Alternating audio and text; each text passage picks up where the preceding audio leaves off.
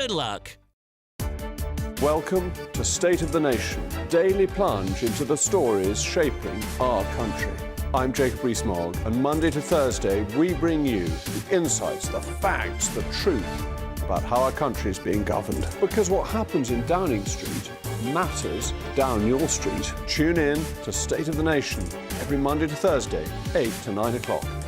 Only on GB News, the People's Channel, Britain's news channel. Hi there, I'm Michelle Dewberry, and I'm going to take a second to tell you all about my show, Dubes & Co. We start off with the issues of the day. We then bring in both sides of the argument. We get rid of the disrespect. And then you throw me into the mix. And trust me, I'll tell it exactly how it is. And then, of course, the magic ingredient, you at home. We mix it all together, and what have we got? In my opinion, the best debate show in town. Monday to Friday, 6 till 7 on GB News, Britain's news channel. Are the newspapers getting you down? My wife didn't divorce me that month. Struggling to separate the wheat from the chaff? I know that it's a bit of a circus at the best of times. Well, don't worry, Headliners has got you covered. We'll take the burden of reading the day's news, and if we get depressed, who cares? It's an occupational hazard, frankly. That's Headliners on GB News from 11 p.m. till midnight, and the following morning, 5 till 6 a.m. on GB News, the comedy channel. Nah, just kidding. Britain's news channel. Mark Dolan tonight is your weekend dose of news, debate and entertainment. This sounds like a wild conspiracy theory. Don't miss My Big Opinion, Mark Meets, and My Take at 10. Democracy is a funny old thing. And we don't do boring, not on my watch. I just won't have it. Let's go and get another glass of that bubbly. You've earned it. That's Mark Dolan tonight, Saturday and Sunday, 9 to 11, only on GB News, the People's Channel, Britain's news channel.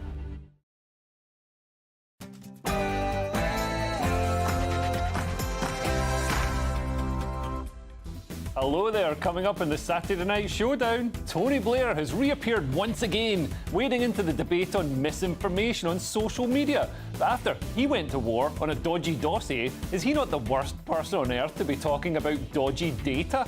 Plus, in Germany, the right is on the rise as the country deals with regular terror attacks. This week, there was a shootout with an Islamist near the Israeli consulate in Munich. Still, I'm sure it'll work out fine. Nothing bad could possibly happen with populist far-right parties in Germany, right? This is your Saturday Night Showdown.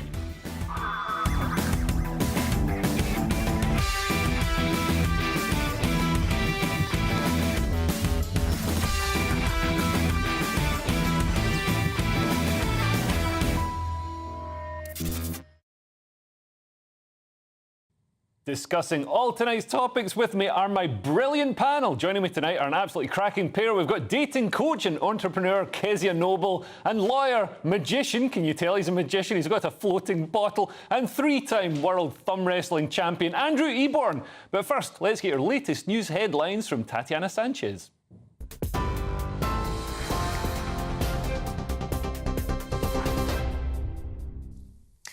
Leo, thank you very much and good evening. The top stories this hour. Sir Keir Starmer met with his Irish counterpart today as part of a commitment to reset relations between the UK and Ireland. They say coordination on security policy will be among the priorities of planned annual UK-Ireland summits. The Prime Minister and Irish Premier Simon Harris agreed the terms of the leader-level meetings as they held talks in Dublin. The annual summits will focus on several key areas, including security, justice and global issues, climate, growth, trade and more. A joint statement said their meeting marked the start of an ambitious programme towards a renewed and strengthened partnership. The first meeting will be held in March. About moving that reset on, cementing it and making it ambitious. We're clear that by March we want to have a summit to show the yield from this, and then annual summits after that. We are also resetting our relationship with the EU, and I've made it very clear that I want a closer relationship with the EU. That's, of course, on security, on defence, but also on trade, reducing the friction. And any business here in Ireland will tell you that reducing the friction helps, and so we want to reset that relationship. The SNP has called on the Prime Minister to U-turn on plans to cut winter fuel payments. Research has shown that close to 1 million pensioners in Scotland received the payments between 2022 and last year. But under new plans by the Labour government, 87% of those would lose that financial support. OK, let's bring you some breaking news now that police say a body has been found in the search for a woman who went missing when swimming in the Wardy Bay area in Edinburgh. Jenny Hastings, the wife of former Scottish rugby international Scott Hastings, has been missing since Tuesday when she went swimming in the Firth of Forth, according to her family. At around 3:20 this afternoon, the body of a woman was found in the Hound Point area of South Queensferry. Formal identification is yet to take place, but Mrs Hastings' family have now been informed. In other news, the Met Office has issued a yellow weather warning with heavy rain predicted in southern parts of the UK from tonight. The Met Office has said a new band of heavy and thundery rain will arrive on the south coast and will make its way north overnight. It says some places could see up to 100 millimetres of rain, and there was a risk of power cuts and some travel disruption expected. And sport now. England have won their UEFA Nations League tie with Ireland today. Declan Rice with the opener just 11 minutes into the game. That was then doubled by Jack Grealish on the 26th minute. And this was the first test for England's interim manager Lee Carsley following Gareth Southgate stepping down after defeat in the Euros final this summer. And Carsley didn't sing the national anthem ahead of the game. The 50-year-old former Ireland midfielder had indicated in advance that he wouldn't join in, but he's also said that he's respectful of the concept. And those are the latest GB News headlines for now. I'm Tatiana Sanchez. More from me in an hour. For the very latest GB News direct to your smartphone, sign up to news alerts by scanning the QR code or go to gbnews.com/alerts.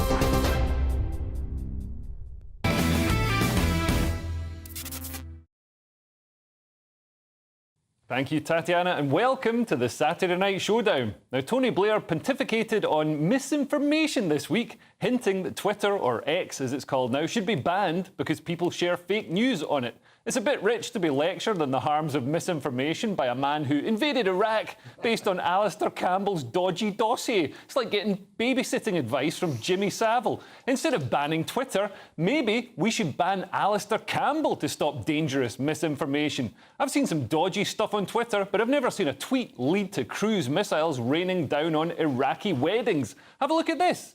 Do you foresee a point in the not-too-distant future where other countries are going to have to follow Brazil's lead and take actual action against platform owners for the dissemination of disinformation? Well, I'd certainly see a position where the world's going to have to come together and agree some rules around social media platforms. Now, I know that it looks like Tony Blair is doing outreach work with alcoholics, but that was, in fact, left-wing journalist James O'Brien. This is a humiliation ritual for Blair. He used to have status. He used to hobnob with the Epstein Island client list. And now he's blabbering his increasingly unhinged authoritarianism to a greasy, dishevelled demagogue on a radio station. Twitter has been threatened by the European Union and banned completely in Brazil. This is hailed by the left as preserving democracy by stopping misinformation and stopping the far right. But in reality, it's a cover for the suppression of political opponents. X was taken down in Brazil when Elon Musk refused to comply with dodgy court orders to remove accounts, including members of Brazil's Congress who are in opposition to the ruling far-left party. It would be like Keir Starmer removing the Tories from Twitter. Actually, I probably shouldn't give Keir Starmer any ideas. The left spread plenty of misinformation of their own and have a history of suppressing inconvenient facts. The Democrats colluded with Twitter's previous owners to remove factual journalism about President Biden's son's use of crack and prostitutes. Just this week, the government in this country refused to tell journalists how much had been spent furnishing luxury flats for illegal immigrants, saying that it's too sensitive to reveal. We shouldn't restrict freedom of speech. We need the freedom to be wrong so that we can have the freedom to be right. We don't achieve truth by letting petty bureaucrats decide what is and what isn't the truth. And the left should worry about the precedent that they are setting. If they censor right-wing politicians, what's to stop those right-wing politicians from censoring them when they're in power?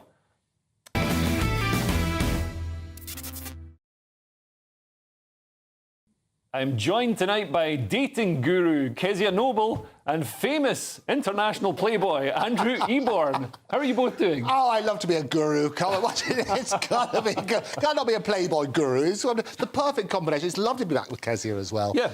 Absolute thrill. And are you worried by the sort of increasing clampdowns on free speech that we're seeing across the world, and in particular in this country?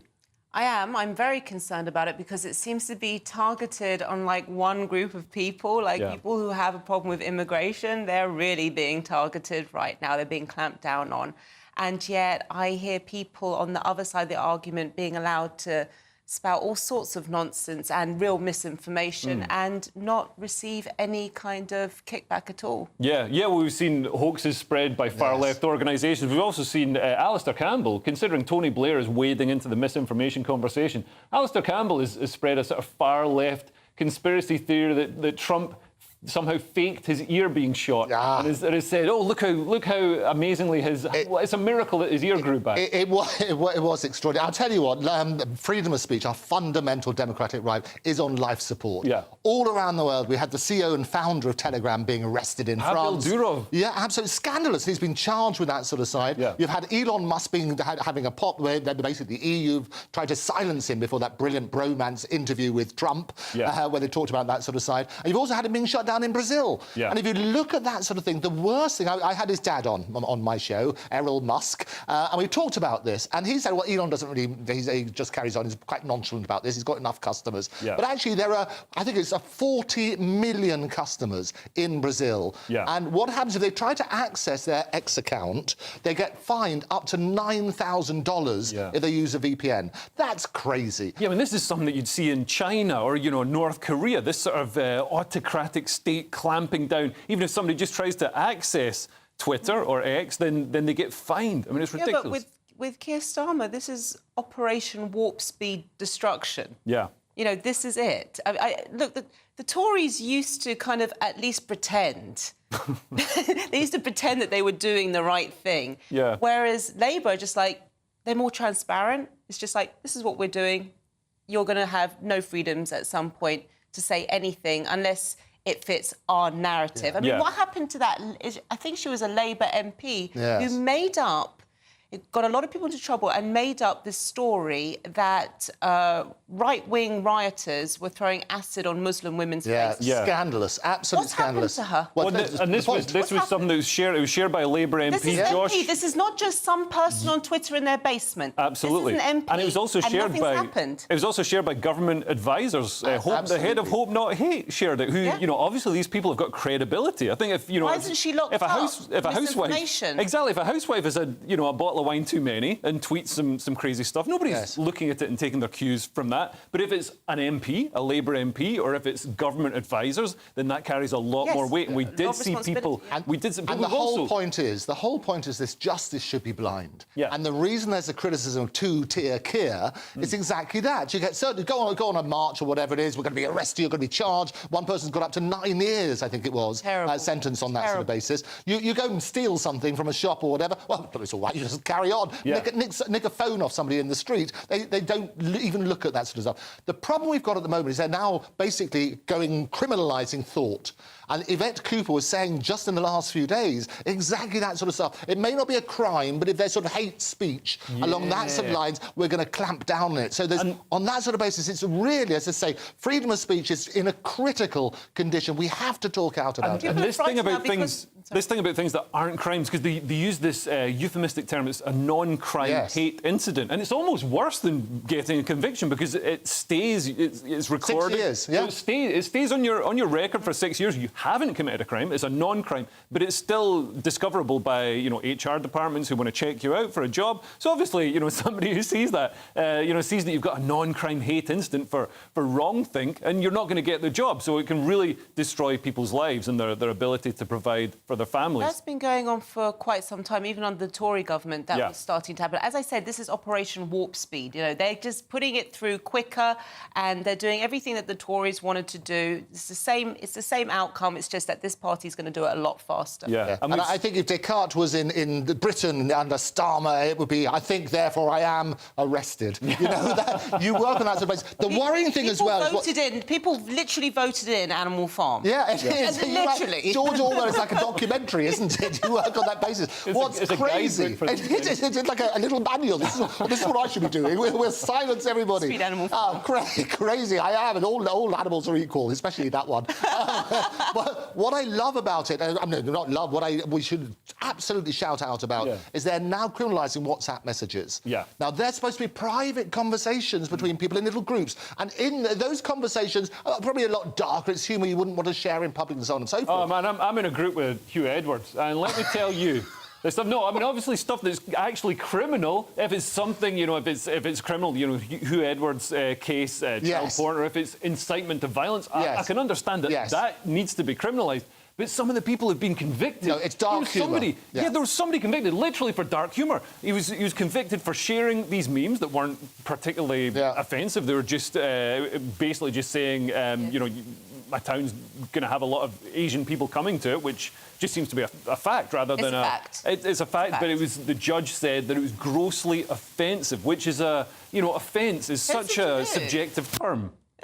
I wasn't offended by it. It sounds like it's a fact to me. This is what's happening. If you're letting in, like, millions a year of Asian guys, men, not women and children, then, yeah, your town or wherever you live is going to have more Asians, and it's just a fact. And you're not even allowed to make a joke about it. But he wasn't. It was actually, like, saying a fact. He wasn't even saying, I'm upset about this. It's like, this is just what's going to happen. But there's two major cases. There's the Wayne Couzens case as well, and the officers there who were sharing all sorts of dark jokes, and they managed, and they clamped down on their systems.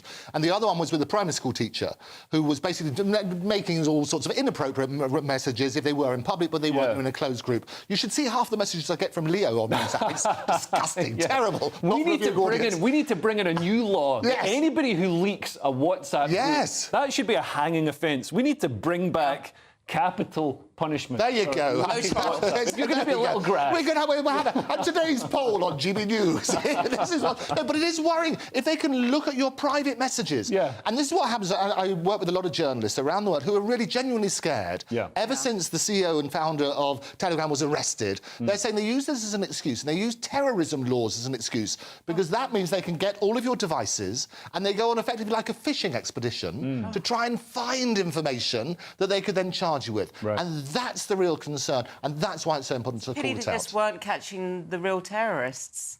You know. Yeah, they'll actually like bomb, you know, places like Manchester Arena and stuff. It's a pity that their focus wasn't on there rather than right-wing memes. Yeah, there seems to be much more focus on, you know, thoughts and hurty feelings than people making bombs or sharpening knives. It's terrifying. Well, I read a headline in The Guardian this week that made me do a double take so hard I nearly got whiplash. What's it spelled right? Whiplash. it was spelled right, but the stuff it was saying, this is what it said. It said, racism, poverty, drink and social media. We still don't know why Britons rioted a month ago, and we need answers. Really?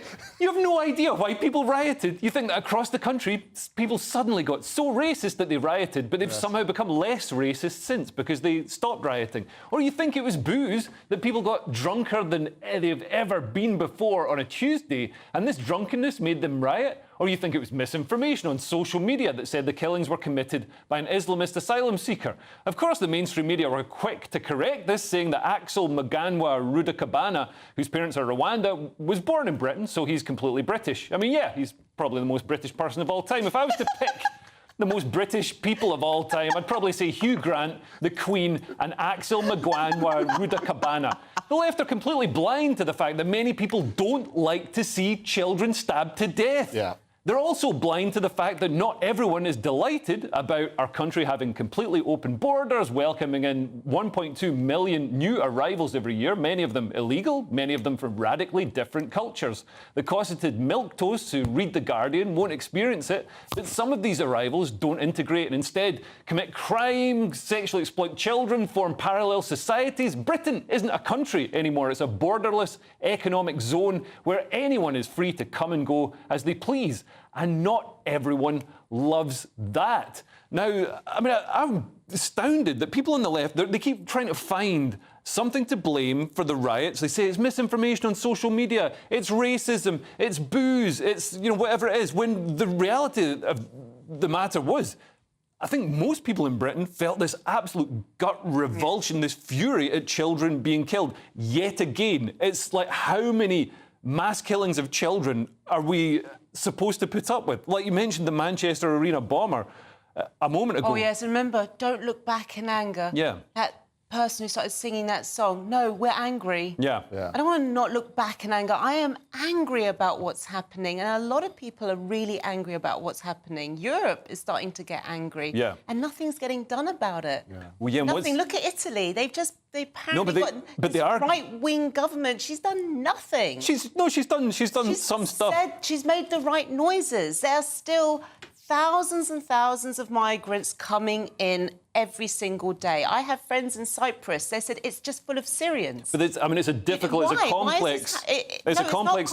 You just need to have guards there on your borders, and you just say, no, you're not coming in. Just like they did in COVID, when healthy people weren't allowed to travel. They did it then, they can do it now. Yeah, that's a fair point, actually. No, but they've got... No, it's not They've got charities and NGOs that are funded from some dodgy, far-left sources that bring people from Libya to Italy. But Maloney has started turning them back, and we're seeing it across Europe. We're seeing, people are electing more right-wing parties because they see the mainstream parties aren't doing what they want. Just like in France with Le Pen, it's getting thwarted all the time. It's a massive issue around the world. They want this to continue. They want mass immigration because they want to change our expectations. They know that they cannot carry on providing what the boomers had, OK? So they want to change our expectations. If you think about it, in the 1980s and even 1990s, somebody would just think, if I work hard, I'll have a house, and I'll have a car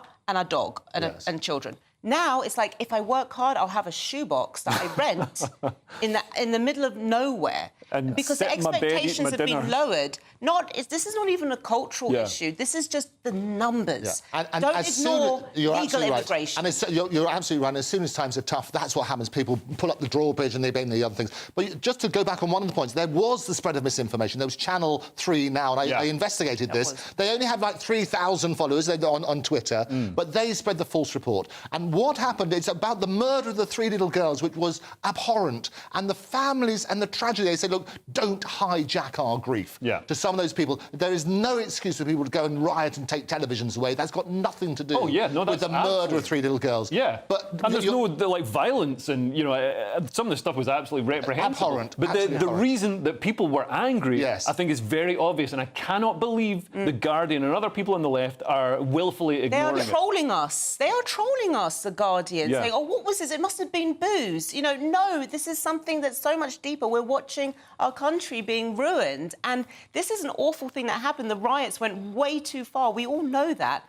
But just listen to the root cause of where it's coming from. Absolutely. Well, that's the serious section out of the way. It's a comedy show, this, isn't it? That's the laugh. I'd love it to be a comedy show, but with the news that we get, we can't make it a comedy show. Coming up, we will assess the week's winners and losers, which this week are the Labour Party and the Germans. See you in a couple of minutes. GB News Breakfast. Every day from 6 a.m. Meghan Markle is finding it very, very difficult to recruit staff for her lifestyle brand, which is called American Riviera Orchard. There's a mouthful for you. Apart from a jam gifted to influencers earlier this year, the brand is yet to launch any products. Well, let's speak to our US royal and showbiz reporter, Kinsey Schofield. Good morning to you, Kinsey. Who's going to want that gig? I mean, there are rumors that Netflix has said, allow us to manage the retail strategy. If she can't manage to find a CEO or somebody willing to work with her, Netflix sees an opportunity there. To be an influencer, people have got to want to be like you. Do people like her? I mean, this has been her biggest issue in the last few years, is realizing that there's been a shift when it comes to their popularity. Harry and Meghan believed their own hype when they said on that Netflix series that the reason they were ostracized was because they were much more popular than the British royals. They were more popular than Prince William, more popular than Princess Kate. And their popularity has declined immensely. And now they are desperate to win people over again. Most people have to be liked or admired, and I put it to you, Kinsey, she'll have difficulty on both fronts. Netflix is not going to renew this contract. I mean, they are fearful that this cooking show, this polo show, will not connect with the audience. And now they want us to believe that Meghan is at home cooking all this banana bread and having her best friend Chrissy Teigen over for scones. People aren't going to buy it. GB News, the People's Channel. I'm Christopher Hope. From pop stars to politicians, I'll interview anybody in a pub who's got a political opinion. Join me every Friday on Spotify, Apple Podcasts, YouTube or gbnews.com, or wherever you get your podcasts. This is GB News, the People's Channel. In the GB Newsroom, we bring you the news as it happens. With our team of dedicated journalists across the UK. We're ready to keep you up to date with what's happening every half an hour, every single day. Bulletins here on GB News, the People's Channel, Britain's news channel. We're proud to be GB News, the People's Channel. And as you know, we always love to hear your views. Now, there's a new way of getting in touch with us at gbnews.com/yoursay. By commenting, you can be part of a live conversation and join our GB News community. You can even talk to me, Bev Turner, or any of the members of the GB News family.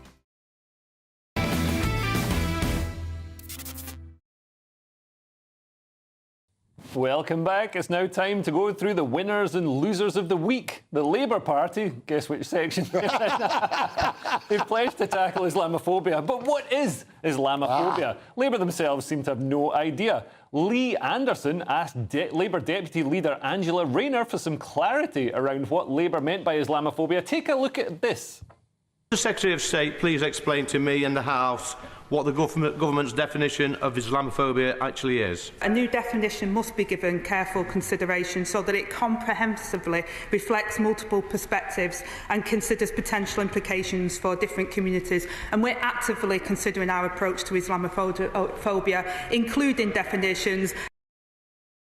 So what is it, Angela? I mean, she has no idea. This is something you're going to make a crime? I mean, like, surely you should know what it is if you're going to turn it into a crime. And this comes after Angela Rayner laid out government plans to amend the definition of Islamophobia after the series of riots swept the country. And in 2019, the all-party parliamentary group on British Muslims devised a definition of Islamophobia as rooted in racism and is a type of racism that targets expressions of Muslimness or perceived Muslimness. Muslimness? What on earth is Muslimness? Islam is more than a religion, as we can see in countries such as Iran and Afghanistan. It's a form of social organisation and politics. The girls protesting against the Islamic regime in Iran could be condemned as Islamophobic. Nigerian girls butchered by the Islamic group Boko Haram for the crime of attending school are presumably Islamophobic.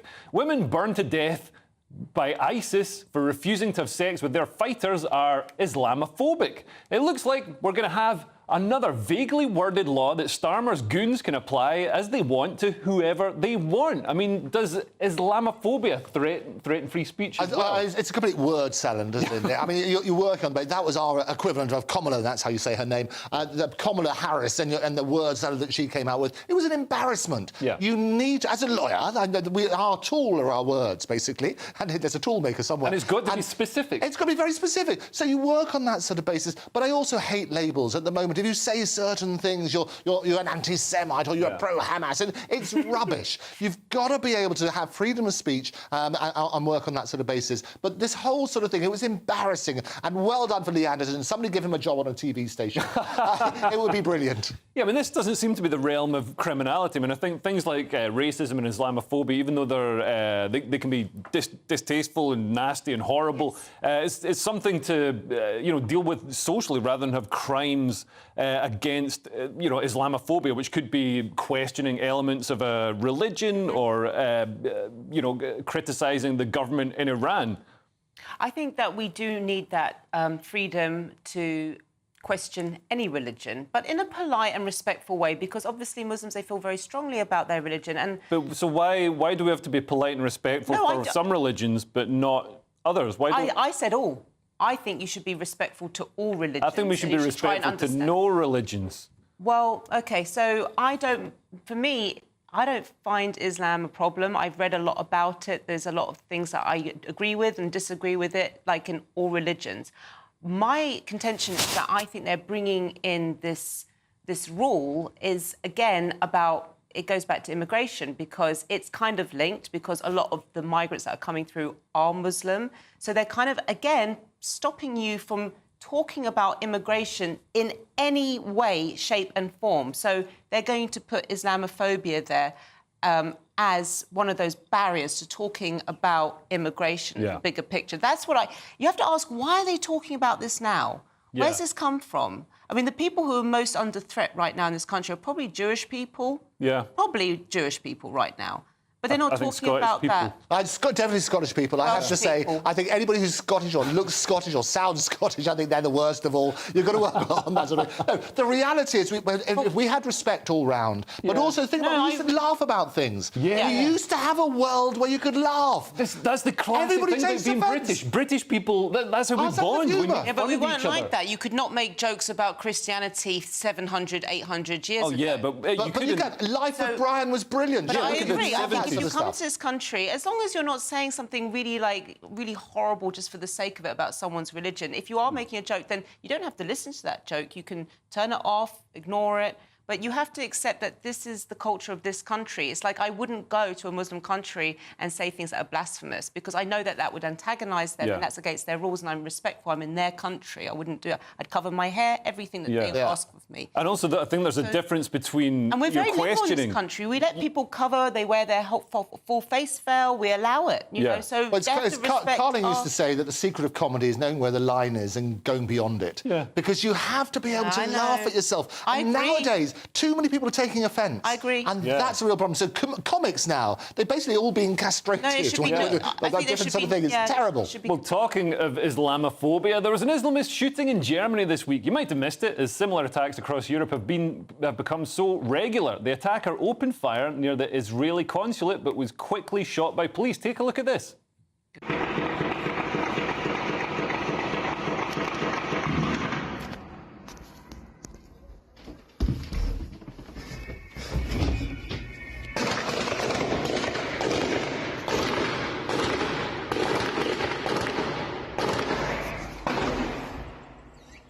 That angle there is due to the curvature of the Earth, making Germany appear on its side. It's the latest in a string of terror attacks that have boosted Germany's right-wing AfD party, the only party that many people in Germany believe has the will to tackle mass immigration and Islamism. The AfD had a storming result in recent state elections in the east of Germany, winning by a clear margin in Thuringia, I think I pronounced that right, and losing by a handlebar moustache whisker in Saxony. The German left weren't happy. The Green Party were all but wiped out. Here they are crying about it, despite their strong showing other parties, look at that lip quiver, despite their strong showing, other parties will collude to form a firewall around the AfD and deny the democratically expressed will of the people, although they will undoubtedly nick some of the AfD's more popular policies to try and stop the AfD scoring even more votes next time.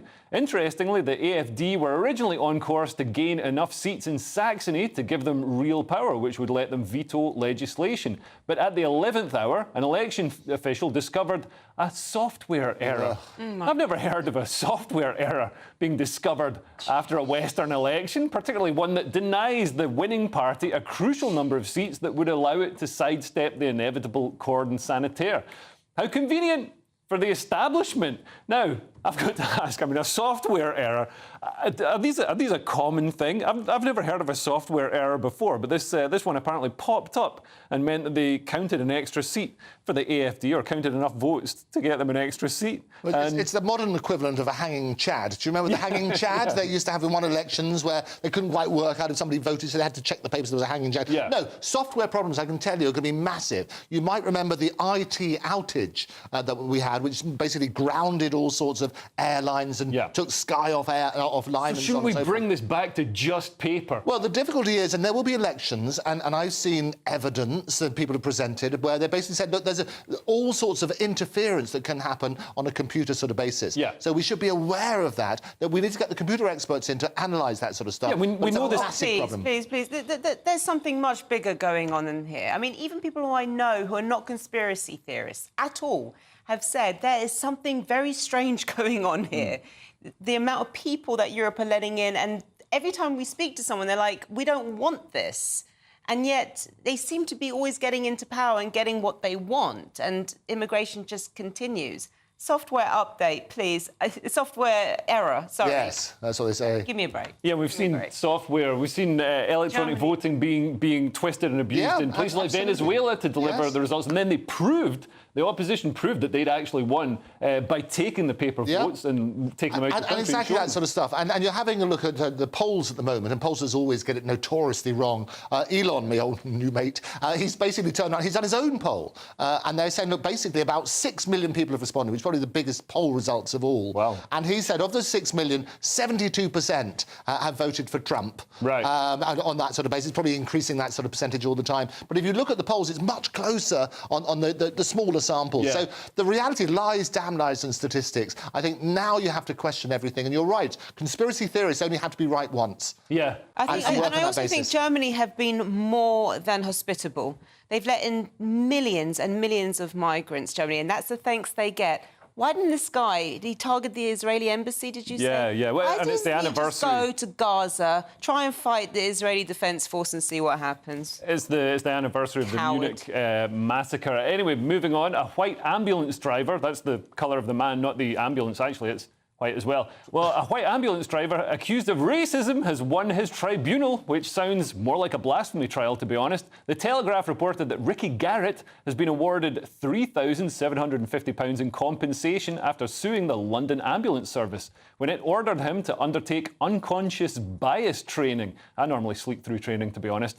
A black allyship workshop and a written reflective practice over his beliefs. Mr. Garrett, who's said to have a number of friends who are mixed race and black, said in this conversation that he did not agree with the concept of systemic racism. He said that no one who works for the London Ambulance Service could be racist because of the multicultural makeup of its staff. A colleague who overheard the conversation also claimed Mr. Garrett had said that black people should not hide behind their race and that a person must accept that it is their own actions that lead to a place of higher incarceration rates, lower levels of education, lack of opportunity and poverty. After being investigated and found guilty of gross misconduct in relation to his comments, Mr. Garrett appealed the decision and later brought a case of discrimination to the tribunal, citing his belief that we are all one race and all colours and cultures should be treated as one. I mean, this is incredible. This man was found guilty of believing in equal treatment for all races and not believing in the ideology forced on him by superiors at work that anything bad that happens to a person of colour is because of systemic racism and people need to be treated differently based on their race to counteract systemic imbalances. I mean, it seems to me that this man, who's accused of racism, actually embodies the message of Martin Luther King. Yes. And his superiors are the racists. No, you're absolutely. And the problem is this, is that the more you hear of these cases, the more it actually antagonises and causes greater division. You don't need to label everything as racist. You know, the reality is we are a multicultural society where there should be respect all round. And as I always say, justice should be blind. It should be blind to colour, creed, all of that sort of stuff, sex, work on that sort of basis. And the more that we accentuate this, the bigger the problem's going to get. Yeah. I mean, do you think we can be completely blind to all these issues? No, I hate racism. I'm totally against it, and I think that You're racist against racism. Yeah, very much so. I think that you're a racistist. A perfect utopia would be no racism at all, and that we could just judge people on face value, individually. I just think it's very sad that this guy's being targeted and he's doing a fine job, a job that we need desperately as an ambulance driver. And it's so sad because a lot of people are going to look at that and say, you know what, I don't really want to do that because I don't want that kind of hassle. And sadly, the police force. But he won his case. So as he won his case, we should absolutely trumpet that and say, let's stop the nonsense he's now. still going to be tired of being accused of racism, and I think it's a terrible thing. Next on the Saturday Night Showdown, Culture Corner, and there's a low-budget Mrs. Doubtfire remake happening in Scotland. See you in a moment.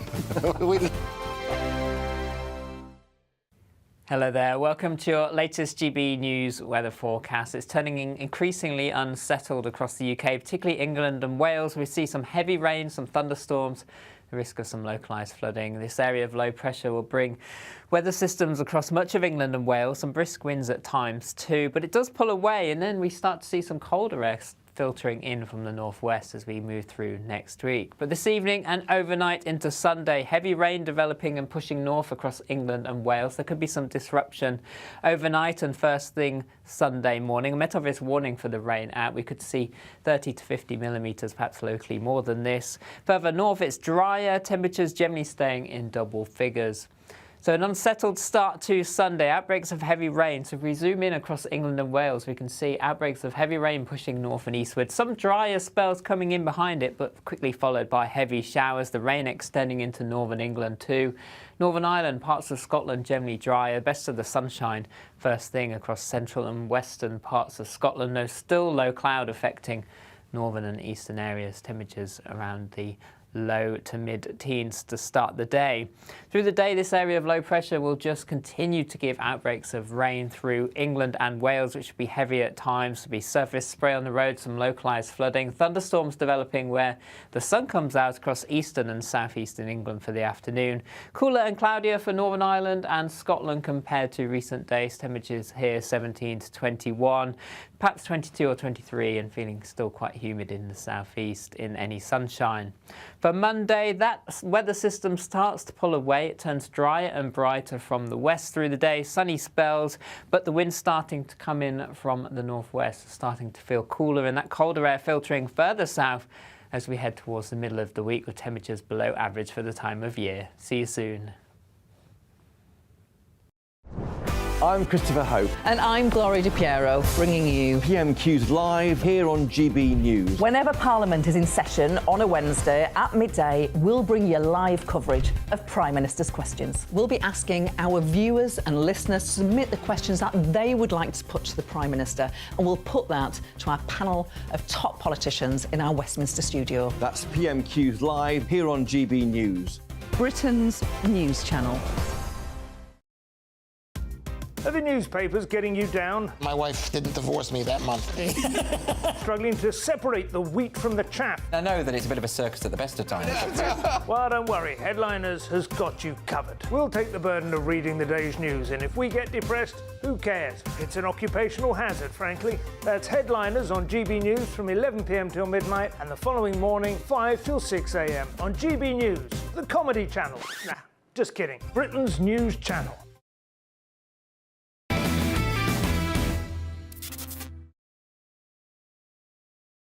Welcome back, and it's time for Culture Corner. And remember, Mrs. Doubtfire? I think we saw a low-budget Scottish remake at the SNP conference this week. Take a look at this. Conference, please pass this resolution so that I and other trans Scots like me will no longer have to be treated as second-class citizens, despite my devotion to our movement, our society, our party and our country.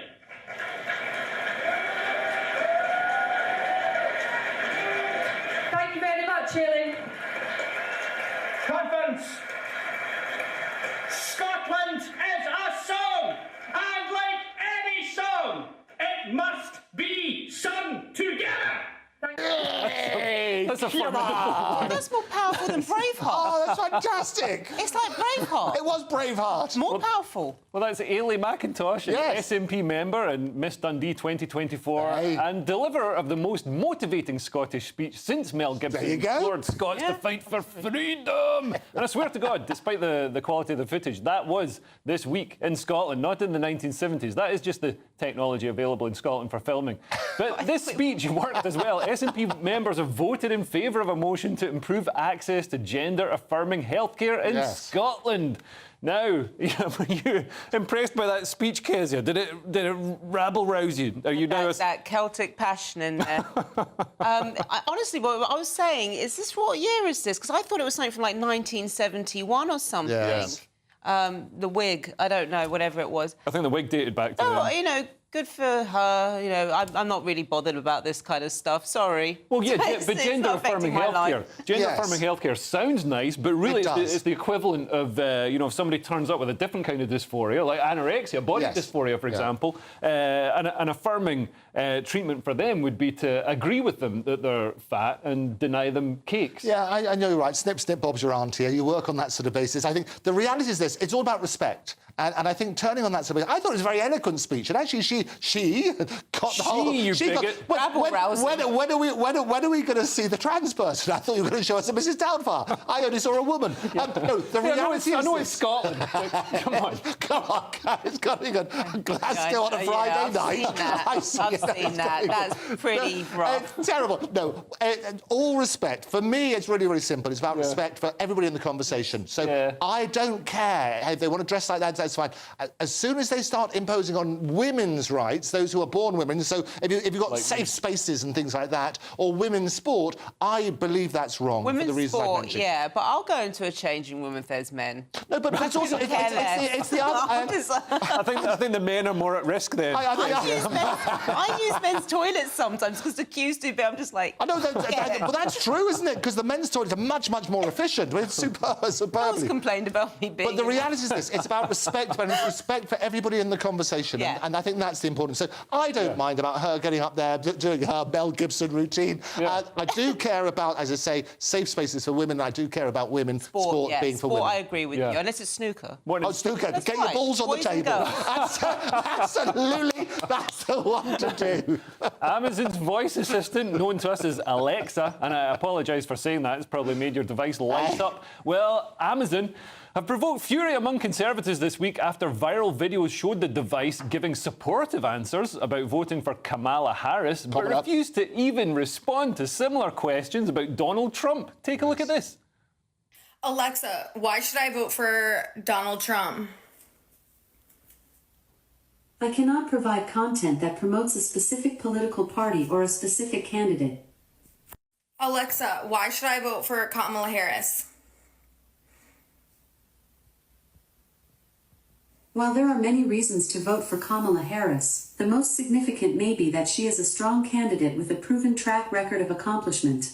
As the first female vice president, Harris has already broken down a major gender barrier, and her career in politics has been characterized by a commitment to progressive ideals and a focus on helping disenfranchised communities. Now, Amazon have said that this was a software error. Yes. Just like the voting system in Germany. There's a software error again. There's no conspiracy here, folks. But it's interesting. Yes. We've seen this happen with AI. We've seen it happen with search engines. Now it's happening with Alexa. And it's always the liberal bias. And they always say... Yeah, you say that. And I have to say, I'm probably late to the game on AI. You might remember Gemini. Do you remember Gemini, which said, look, there was a black pope and there was this sort of stuff? Yeah. Until I went to see Hamilton. It's the first time I realised that. Because that whole play was about basically taking black characters and putting them in a sort of white historical context. That's the entirety of Netflix's output. But we're looking on that sort of stuff. But on this particular point, that's scandalous. It's a very clear evidence of bias. And you look at the different ways that people are being treated. In the same way you talk about Hunter Biden and what's happened there and basically selling influence to get to his father. Yeah. If that had happened with Donald Trump's children, that would be all over the press, wouldn't it? Yeah, absolutely. But that story being stifled. And what happened? Mark Zuckerberg came out, that amazing letter that he wrote, and we suspected all along that he, first of all, dialed down the story about COVID and made sure that he was going to basically silence, so played a certain narrative. The pressure was put on him for that. And the other thing was to bury the Hunter Biden laptop story until he'd fact-checked it. Yeah. And he came out, he wrote this amazingly eloquent letter in joined-up writing in crayons, and he basically said he really regretted the fact that he did that and he will not do it again. It's a shame he did it in the first place, though, Kezia, isn't it? Yeah, look, I think that, you know, whatever's going to happen, Kamala Harris is going to get into power because it will be, again, another software error in terms of voting. And I'll be sitting here like an idiot going, it's not a software error. It's a soft in the head error. There's a conspiracy here. Work on that because basis. what's he going to do? Yeah. He's going to stop the immigration. And that's not in the playbook. Well, next on the Saturday Night Showdown, we've got Clown World. See you in a moment. This is GB News, Britain's news channel. Michael found the recipe for success without going to university. Instead, he went looking for answers inside of a kitchen. The 22-year-old has just finished a level 2 course in professional cookery at UCB, a college in Birmingham. When I started UCB, I was expecting to be so intense from day one, but it's not. It sort of builds up, so to the point where you get comfortable. And building that comfort is a huge part of becoming a chef, because you need to be comfortable being in your own skin. This week, tens of thousands of students get their A-level results. The college wants them to remember university isn't the only option after school, and West Midlands Mayor Richard Parker agrees. University is the right route for lots of our young people, but there are other pathways to getting access to qualifications that will give young people the skills they need to succeed in life. Further education principal Rosa Wells says apprenticeships and technical courses are also great routes to a career. Here at University College Birmingham, we offer vocational courses. These are hands-on technical courses that can give people a different opportunity, something different to school. So we've got brilliant facilities that really give students industry standard training. A skills shortage across the UK means youngsters learning trades are desperately needed. 36% of job vacancies are due to shortages. The Labour government's new body, Skills England, has been created to bring training providers and businesses together with local and national authorities plus unions to target trade gaps and regional requirements. Michael's now finishing his qualification. Where he goes next is down to him. GB News, the People's Channel. Mark Dolan tonight is your weekend dose of news, debate and entertainment. This sounds like a wild conspiracy theory. Don't miss My Big Opinion. Mark meets at My Take at 10. Democracy is a funny old thing. And we don't do boring, not on my watch. I just won't have it. Let's go and get another glass of that bubbly. You've earned it. That's Mark Dolan tonight, Saturday and Sunday, 9 to 11, only on GB News, the People's Channel, Britain's news channel. Welcome to State of the Nation, daily plunge into the stories shaping our country. I'm Jacob Rees-Mogg, and Monday to Thursday we bring you the insights, the facts, the truth about how our country is being governed. Because what happens in Downing Street matters down your street. Tune in to State of the Nation every Monday to Thursday, 8 to 9 o'clock. Only on GB News, the People's Channel, Britain's news channel.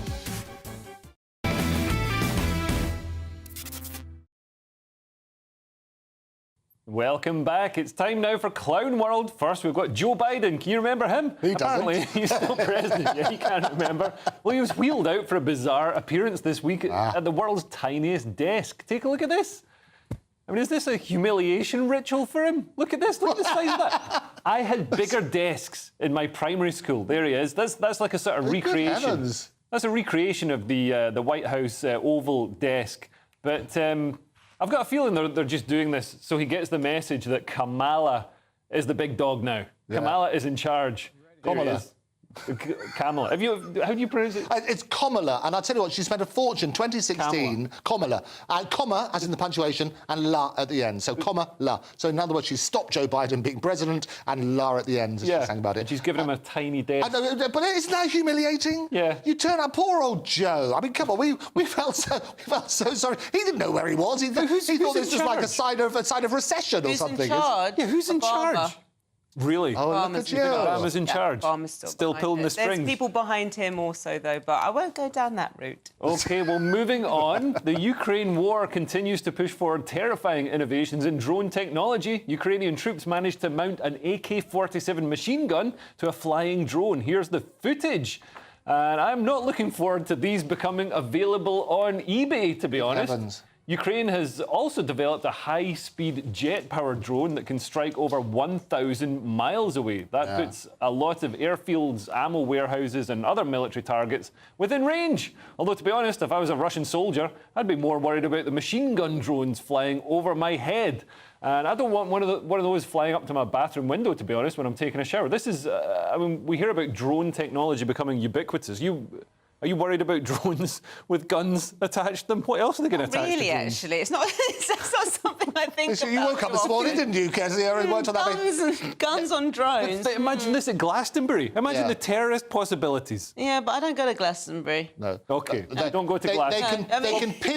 They can pinpoint people now, and that's the problem. These drones can absolutely... The precision with which they do it is horrendous. I can guarantee you they'll be used on the wrong person. Yeah. If this country deploys them, it'll be used on the wrong people in this country. Absolutely, it's going to be used on us. And finally, if you're worried about robots taking over, don't worry. I don't think it's going to happen for a while. As well as not being able to tell which squares contain a traffic light, they're also unable to serve a Mr. Whippy ice cream. Take a look at this.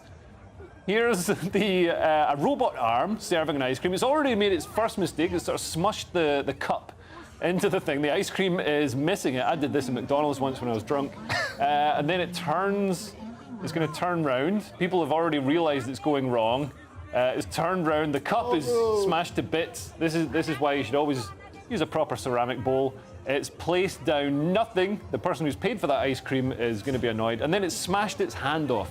I think this might actually be a minimum wage robot committing suicide. I think you're probably right. And you talk about the capture things, about the robots are actually better, they've worked out, than we are as humans. So they get like an 85% accuracy, whereas humans only get about 66. So this is the thing about, check I'm not a robot, they know they're not a robot, and they can do these capture these things. So why do we still have to do them?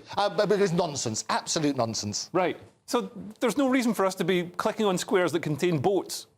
No point in clicking on squares that contain boats. Do you ever use the internet? It will never catch on, Kezia. It's a conspiracy theory. Don't worry about it. It all is. Right, up Software error. Yeah, exactly. Software error, indeed.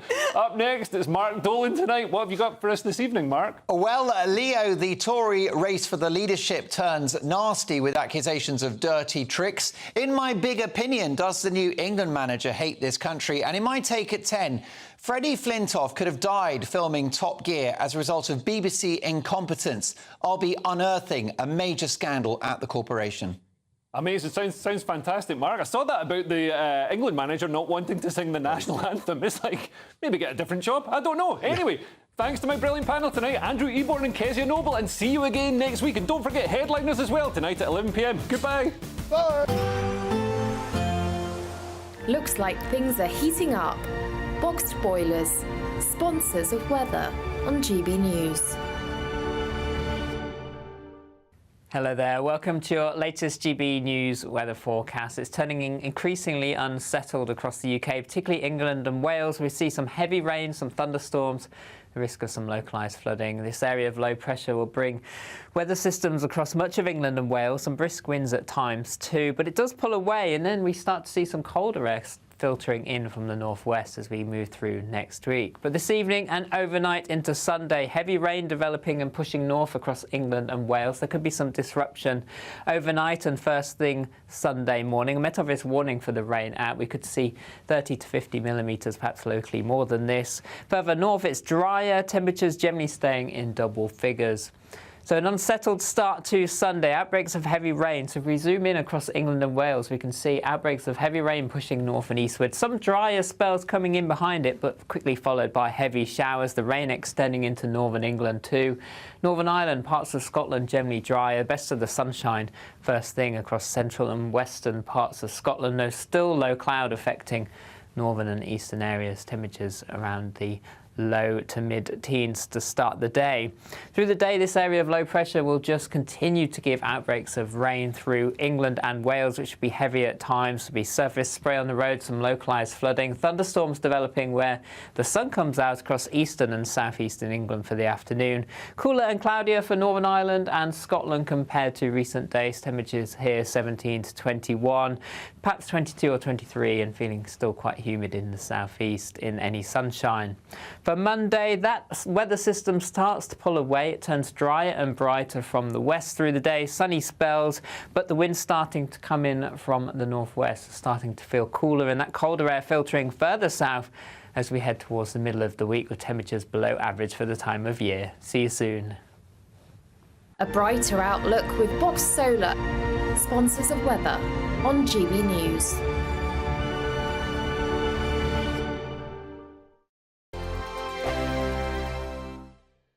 There's an incredible £36,000 to be won in the Great British Giveaway. That's like having an extra £3,000 each month to play with. And because it's totally tax-free, you get to keep every penny and spend it however you like. We could be paying for your entire year until 2025. How amazing would that be? For another chance